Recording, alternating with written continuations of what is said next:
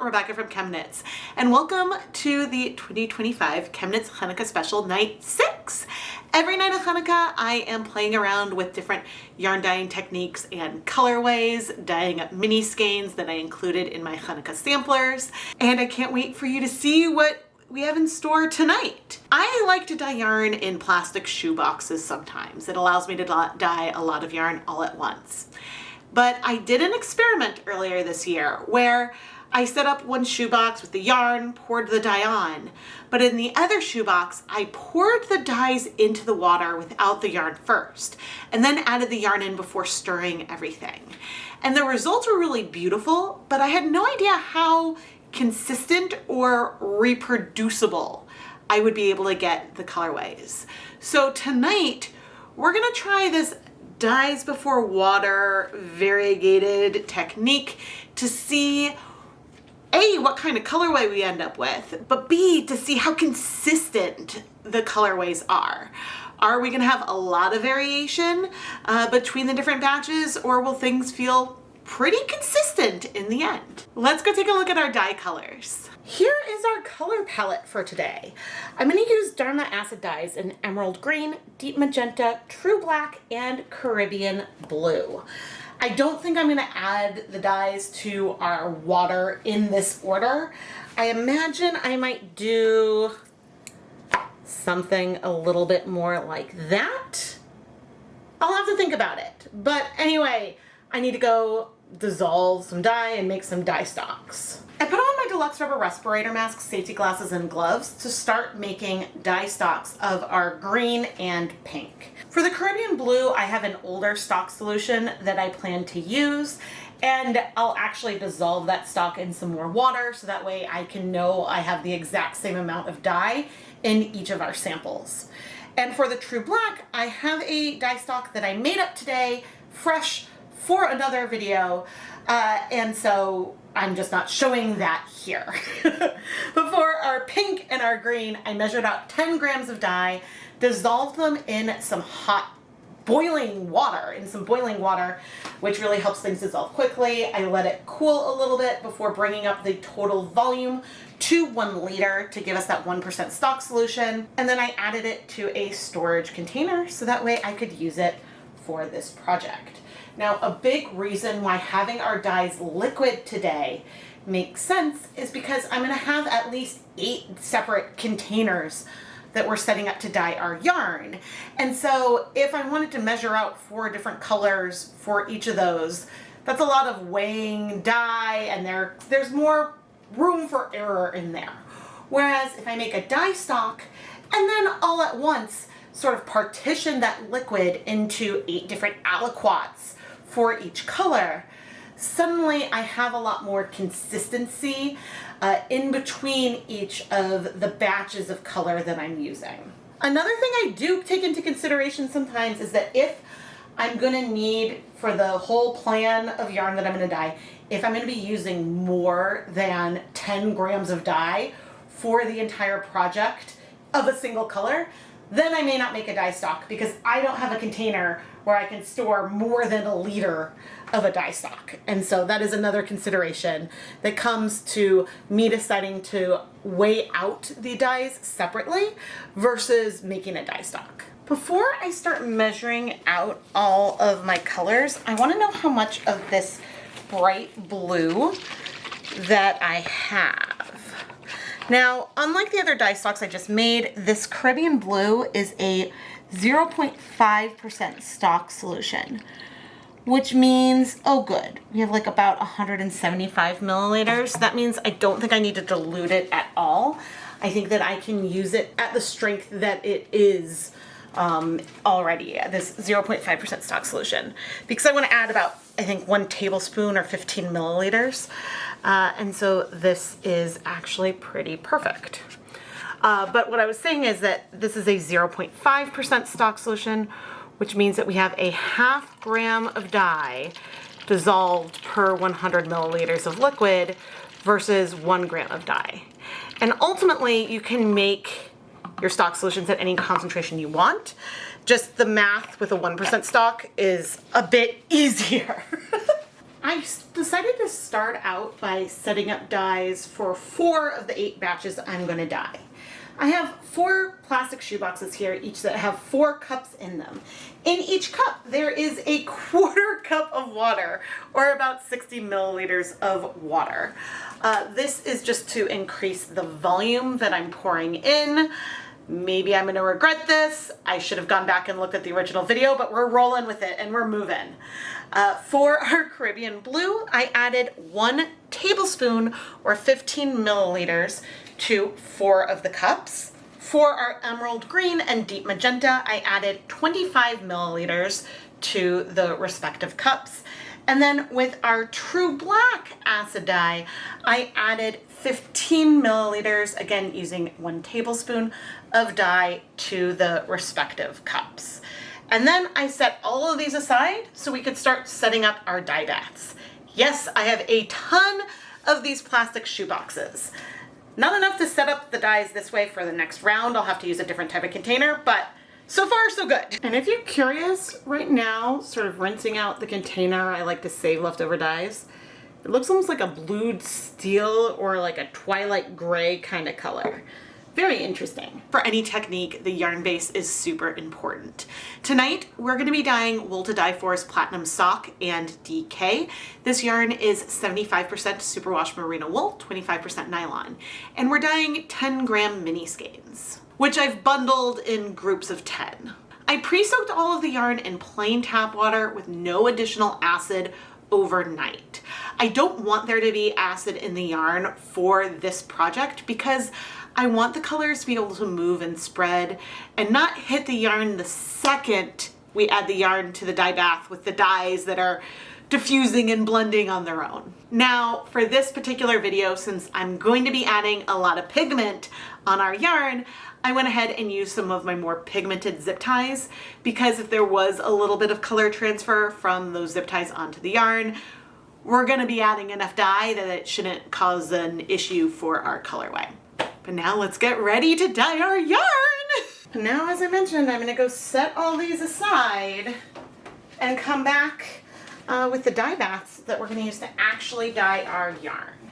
And I think the other thing that I'm gonna go ahead and do before bringing, or while I'm setting this up, is I'm gonna go ahead and remove 800 grams of our mini skeins from the pre-soak, so that way it'll be easy for me to grab those quickly to add into the dye bath.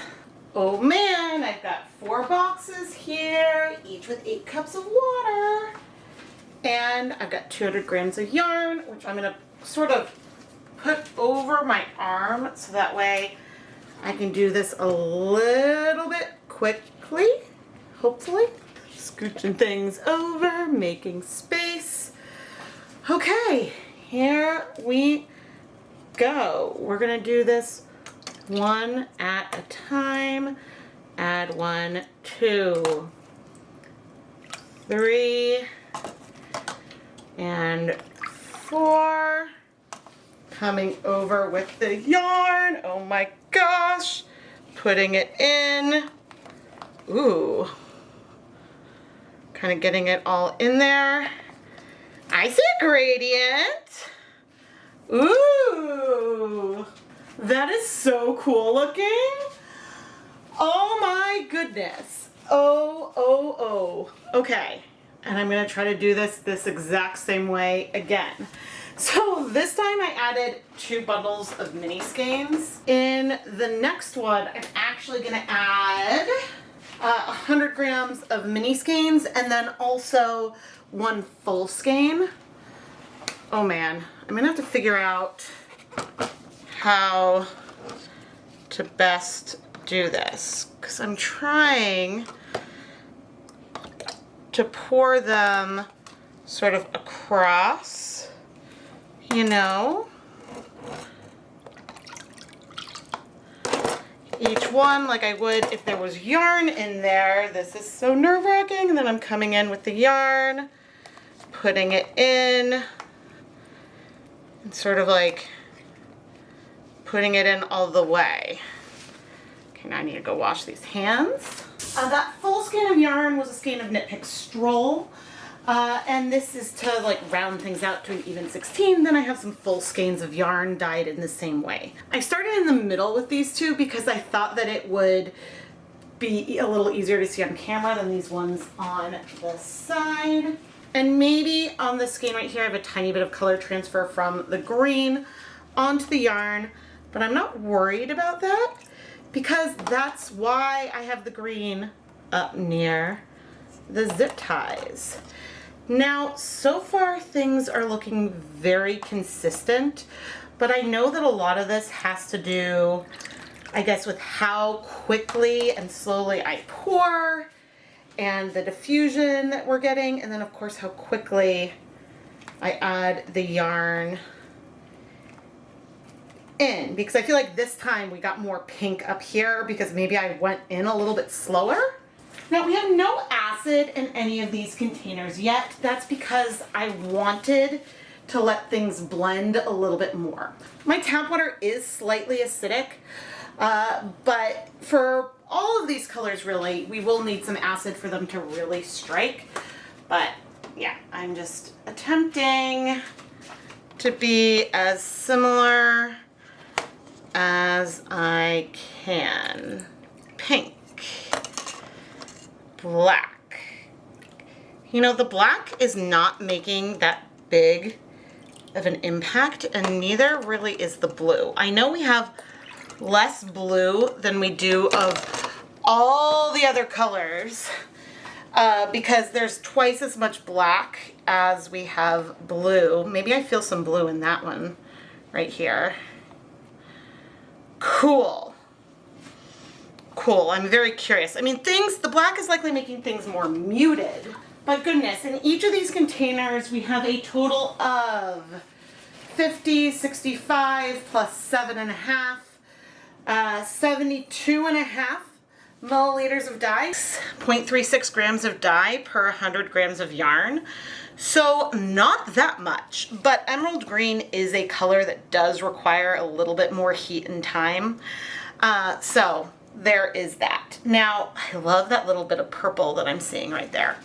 Now, I would say of all of these, at this moment in time, gosh, I'm debating, let's set a timer for 15 minutes because I want to do, oh man, I'm torn.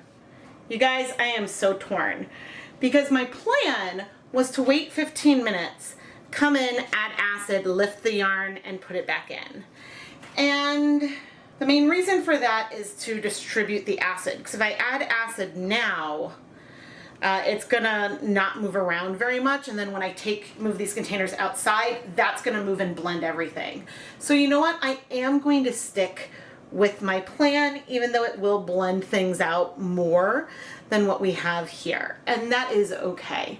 I mean, right now, things look remarkably consistent, given that I know I didn't pour the liquids in the exact same way. And so that's exciting. I mean, yes, the pink here seems to go up further. The pink seems to stop there and here and down there, but we don't know what's happening down below. And I don't know what changes we'll see over the next 14 minutes until that timer goes off. So yeah, I guess I'm gonna let it ride and I will see you in a little bit. Let's start with 3 tablespoons of white vinegar in the one that I think was the one I did first. I'm gonna add the vinegar. I'm gonna lift the yarn up. Ooh, cool. That's pretty. And then I'm gonna lower it down. Cool. Okay, now things do feel slightly more blended now, but we still have a lot of separation, and this is not substantially different from anything else, which is kind of good to see. 2, 3, because I have found that after adding acid and lifting the yarn up, all right, this one had more. There are times when I'll still end up with like a bit of a gradient with what is left in here. Because there was one time I had yarn in first, I then added the dye, and then I had dye left in the container, and so then I added yarn to that and saw that we did have a bit of a gradient. So That I just think is cool. 1, 2, 3. Now, this is the first time that I'm doing this in mass. I do not know what I'm going to do for my Black Friday colorway yet.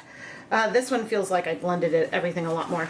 I don't know what I'm going to do for my Black Friday colorway yet. That's something I always do. When I have a big sale, I'll do like a buy one, get one. But I kind of wanted to do something shoeboxy for that, but I suppose I shouldn't do this technique. It's the beginning of October when I'm filming this. 1, 2, 3, and so no, the second Wicked movie hasn't come out yet, but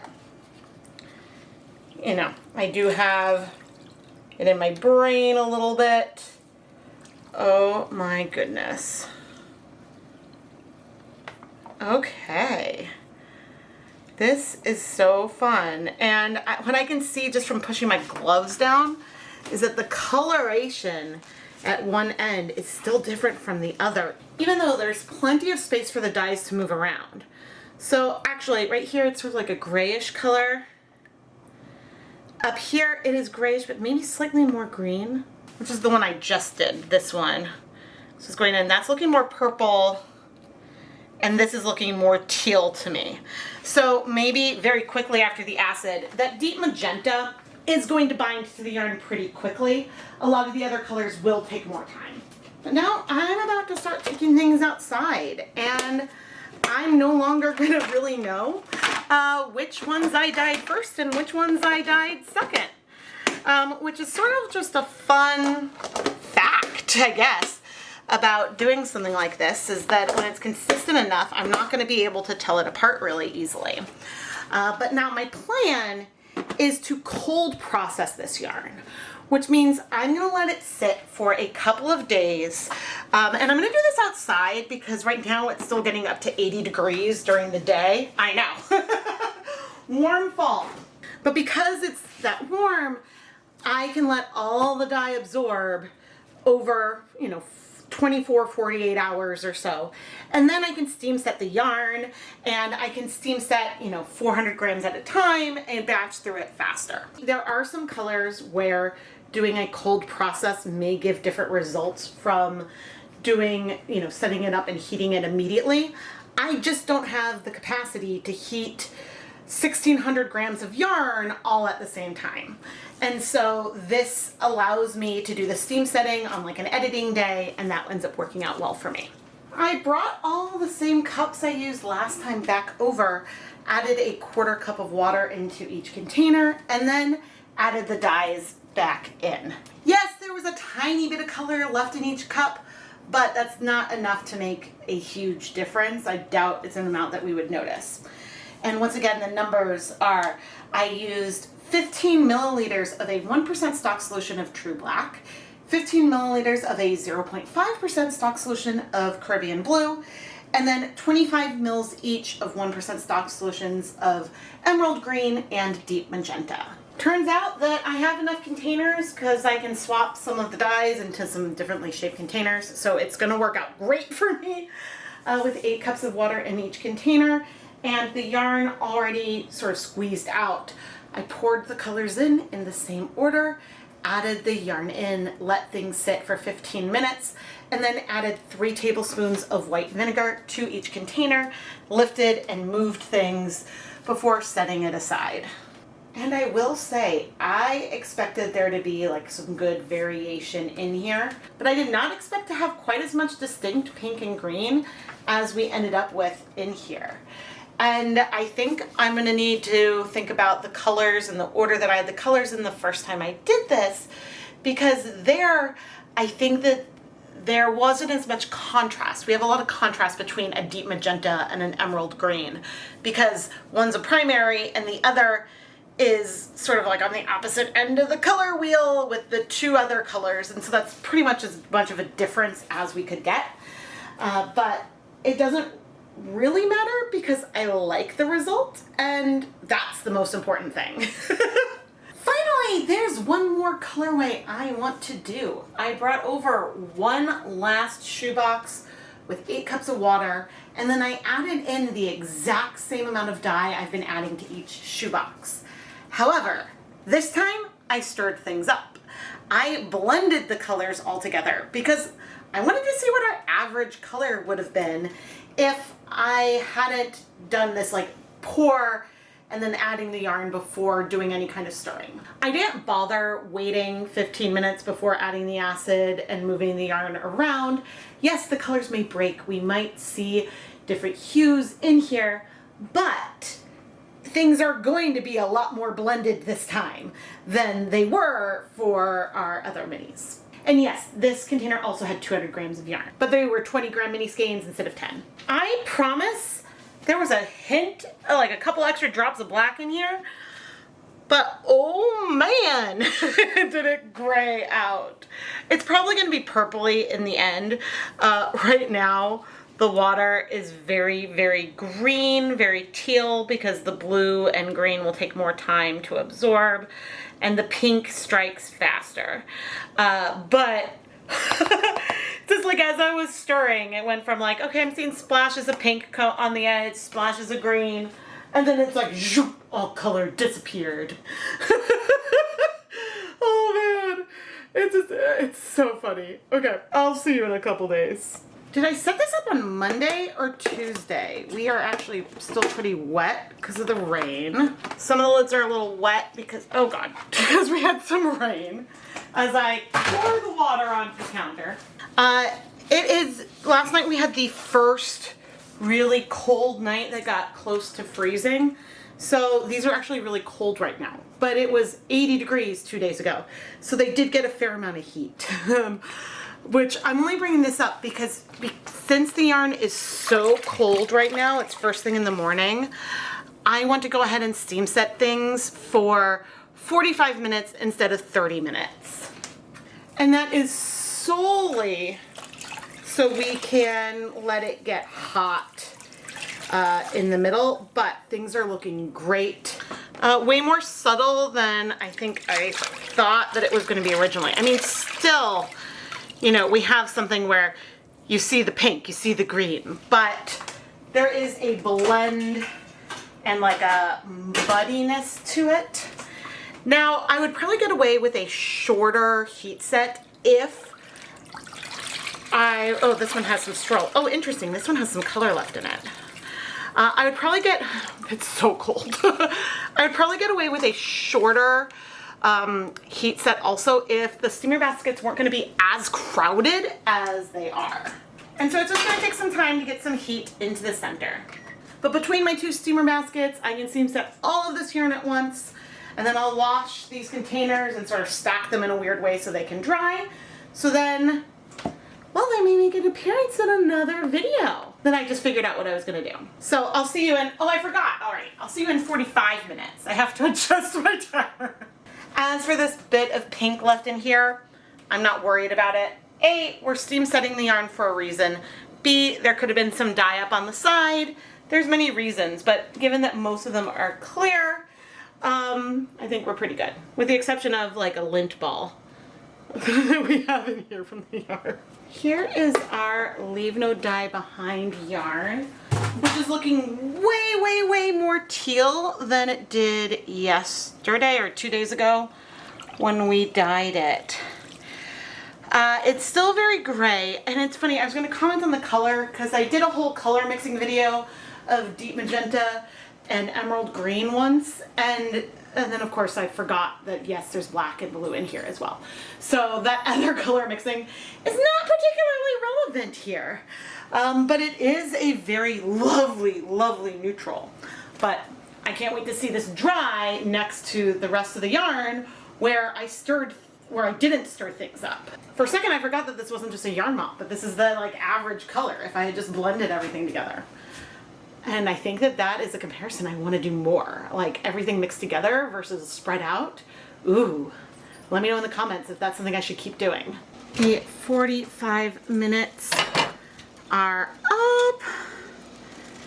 And I'm gonna remove the yarn, which is definitely hot through and through. This is the smaller of my 2 pots, so everything is more compressed when it is in here. And now I can come in with our next batch.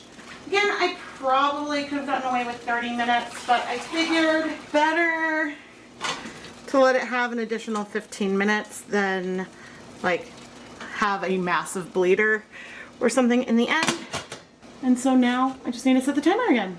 Let's wash this yarn, which I would call very purple and teal. I think that the blue and the black had a bigger impact than I expected, but yeah, I am so surprised. I mean, I guess I shouldn't be that surprised with how different the colors are. And again, I think that the last time I did this, or the first time I did this really, I had the colors in an order that was less of a progression. Because I think that if I had put pink, green, blue, black, we would have still had like a progression, but it would have felt less half green, half pink. I think since we have the extremes on either end, it's a reason why we still feel them. But it's still really, really cool. And the reason why this is so cool is that the not like mixing things up can absolutely make a huge difference at times. Now, of course, this is like one of the more extreme ways of not mixing things up. Oh, but these colors are so pretty. And I'm not really seeing any bleeding. Maybe like a tiny hint of green, but I'm washing 400 grams of yarn right now, so this is not bad. I am gonna go ahead and finish rinsing out the soap. Then I'm gonna go put all the yarn through my spin dryer and hang it up to dry. Here are all of our dry mini skeins. And overall, we ended up with an insane amount of consistency. I mean, yes, there's some where we have brighter green. This one is slightly more blended overall. We have a little bit less of some of these pink patches. There's variation, but they all feel related. Now, if you had 2 mini skeins or 2 full skeins and you were gonna go and make a project with them, they could feel like they're different dye lots, because they are. There is some randomness to it, but the fact that we have something that feels this consistent, like if we used all of this yarn in a project, it would feel consistent. And so that is remarkable. As we take a look at the full skeins I did in this colorway, you can see that as we open it up, we have some areas that have less of some of those dark colors. This is evidence of some breaking of the mixture, because we have some pigments that, like some of those pinks, were striking faster than the greens, giving us that variation. And while these skeins, these full skeins, are gonna have more variety within one than a single 10-gram mini, because if we have a 10-gram mini that has patches of light, it's not going to have as much of the darkness on there. Whereas it's possible that another one within that same bundle has less of the bright. And in those full skeins, that's all mixed together in like a random kind of way. One of the elements of this technique that is so fun is not knowing what we're going to get. And how could we try to plan the colorway a little bit more? Well, we could do a variety of different prototypes, but also averaging out the total color that we're going to add, while it's helpful, doesn't necessarily tell us the story. We have this beautiful sort of like neutral purpley gray color here, and there are elements of this purpley color within the yarn.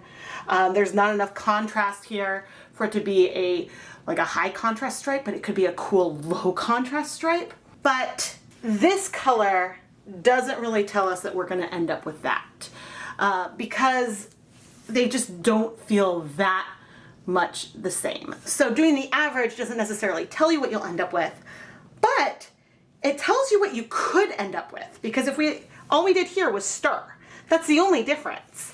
And so it's pretty remarkable that we ended up with something this consistent overall without stirring. Now it's time for me to go and start twisting things up. But I'm so curious to think about how to play with this more in the future, and say, rather than using a shoebox, use a full pot and pour in the dyes, and then add the yarn. Because if I'm starting with, say, like a circular kettle, this is what I had nearby. And we had the dies in, we put the dies in, and they're like randomly placed. When we add in the yarn, we're not going lengthwise against the colors. We'd be adding it in, and the different colors could hit the yarn at different places. Maybe we'd end up with different colors within the same pot. Ooh, I don't know. But if you want to see that, subscribe and let me know down in the comments section that I should try that variation. Let's take this one bundle right here and separate it into 10 gram minis that we have. I have not arranged them in any particular type of order, so I didn't try to make like some kind of gradient or something. All I did was try to keep most of the green down at one end and then most of the pink down at the other. And there are a few, this has a little pink over there, that have very little pink. There's some that have a lot more. There's some that have very little of the green and others that have more. And so there's a lot of variability within one bundle, within one skein, based on what part of the yarn enters the dye bath first and things like that. But this makes it even more remarkable that we have the consistency we have from batch to batch when it's dealing with me pouring, and who knows how much of a difference an additional 10 seconds could make in how the diffusion and things happened. I tried to twist things up as consistently as possible by holding the yarn approximately from the same end with all of the minis that I did. And now that the minis are a little bit more separated, we can feel a lot of that variation between mini to mini. But I'm still amazed with the amount of consistency that we ended up with here. I have so much fun dyeing yarn in shoeboxes, and this is a technique that you can even do in the winter. As long as you have some place you can set it aside indoors without kids or anyone disturbing it. Room temperature of 65 to 75 degrees, I keep my house on the colder side, can work totally fine. You don't need an 80-degree day outside to get results. You just might need to wait more 2 to 3 days versus 1. But it's remarkable how quickly dyes can bind to a superwash yarn. Had we done this project on some non-superwash yarn, the results might have been very different, especially when we lift the yarn up the second time to blend things around. Part of the reason why I could lift the yarn up to blend things is that I knew with the superwash yarn some amount of the pigments would strike even without acid. Or as soon as I add the acid, some of them are gonna sort of soak up really fast. So those are things that you always need to keep in mind when you wanna play around with a technique, especially if you're using a different yarn base. And now even within the same 75 superwash merino, 25% nylon family, there are some yarns, like I think Knit Pick Stroll, absorbs color faster than Wolf to Dye For's Platinum that I have here. And this is something I've observed over many projects where I've dyed both skeins over many years of Chanukah. So if you ever switch suppliers and everything else should be very much the same, like Stroll and Platinum have the same yardage per 100 grams on the stock weight, it could be a circumstance where the mill and the superwash processing may make a difference. But anyway, I really hope you've enjoyed this project from Chanukah Night 6. We still have 2 more nights of Chanukah, but 5 more nights of the ChemKnits Chanukah special. After the 8th night of Chanukah, there will be 3 bonus videos, 2 where I'm gonna dye full skein colorways of yarn, and then a behind the scenes vlog where I'll talk about things that went in behind the scenes. For example, this video was actually the 2nd colorway that I dyed for this year. And so I dyed this before the other pink and green colorway we had this year. And in the vlog, I talk about how I'm going to order all the different nights, the extras I put into my Chanukah samplers, and more. Speaking of the samplers, I may still have a few more available from 2025 and maybe even 2024. This year, the Chanukah samplers have 9 wrapped mini skeins of yarn, 8 10 grams from each of the nights, and then a 20 20-gram bonus skein dyed in one of the nights. Everything is labeled with the date, so you can go find the correct video where I dyed the yarn. And then there's fun extras, a Chanukah card from me, and more. You can find more information about that in the ChemKnits Creations Etsy shop, and I'll have it linked down below in the video description. I am Rebecca from ChemKnits, and what colorway do you think will be coming up in night 7?